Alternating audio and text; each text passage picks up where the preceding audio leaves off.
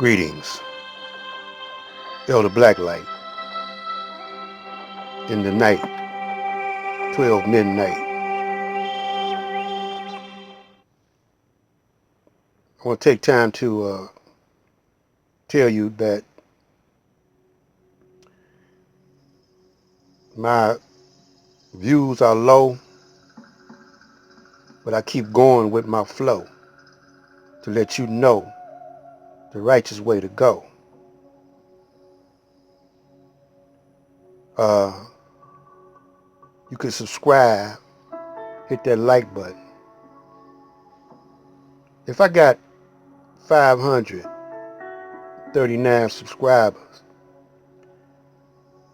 and it only shows 8 views, maybe 1 or 2 likes, I don't know if it's y'all or if it's YouTube. I'm saying what a lot of people are saying, but it's the way I'm saying it. And we'll go into that another day. But the problem that you're in right now, banking institution, they want to have a cashless, gunless society. So a lot of things that you see are orchestrated. If you see mass shootings, sometimes that's orchestrated by the government. So you heard of the Manchurian candidate, where they could hypnotize and program someone to assassinate someone.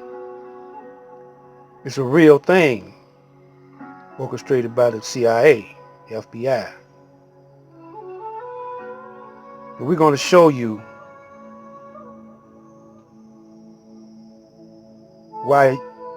which way America is going, and why you will become a slave under artificial intelligence.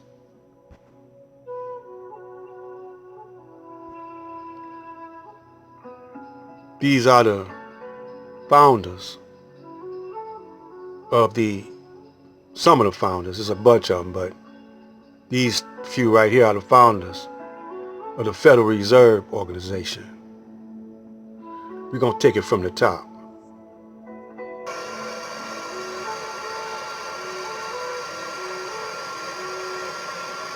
Don't forget to smash that button either way. Subscribe. These are undisputable truths.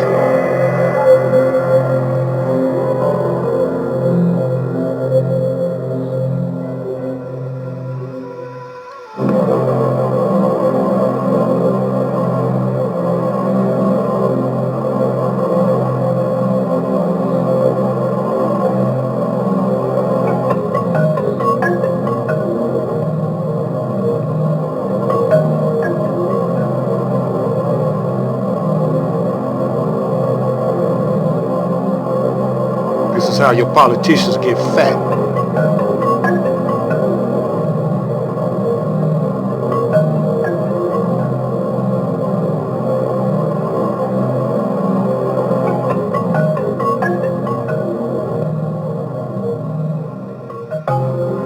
The year was 1913. Woodrow Wilson was president, and powerful banking interests who had been trying for years finally achieved their long-term goal of a silent coup d'etat by taking control of the American government. The first thing they did to accomplish their takeover was convince Secretary of State Philander Knox to lie to the American people and tell them that the 16th Amendment, the Income Tax Amendment, had been legally ratified by the states when it was not. The bankers knew that this tax would ultimately end up in their pockets. Because of this fraud, the American people were led to believe there was now a tax on their labor.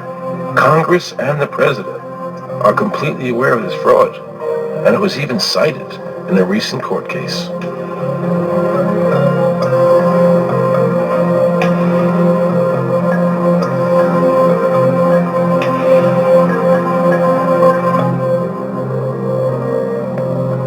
very same year, the banks committed their second and by far the most diabolical fraud ever perpetrated on the American people by bribing senators to pass the Federal Reserve Act without the required constitutional amendment. All in favor, say aye. They did this during Christmas vacation, when many senators were home celebrating the holidays with their families.